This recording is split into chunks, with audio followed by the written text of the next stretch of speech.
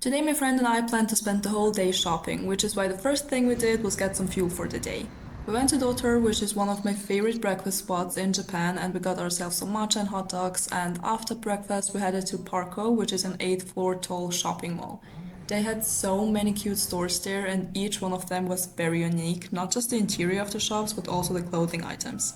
This vintage store was one of my favorites because of all the accessories they had, and compared to some other vintage shops that we went to afterwards, it was a lot cheaper.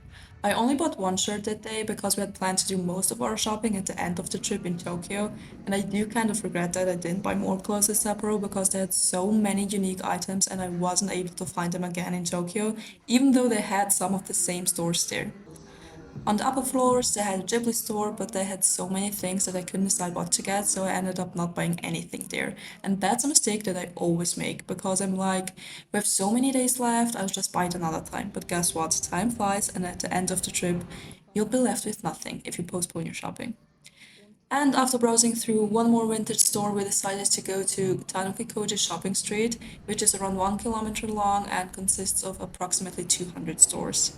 At this point, I wasn't even paying attention to the clothes anymore because of the interior of the shops. Every single shop had their own theme, and they put so much effort into the details. No matter if it was a secondhand store, a vintage shop, or just an ordinary fashion retailer, the stores all looked amazing. The last store that we went to was packed with so many cool shirts and jackets, but sadly it wasn't allowed to film inside. And after several hours of shopping, we got some matcha latte before heading back to the apartment to freshen up, and then we got dinner with our friends and ended the night by going to a club for a bit. That's it for today's vlog, and I hope to see you in the next one.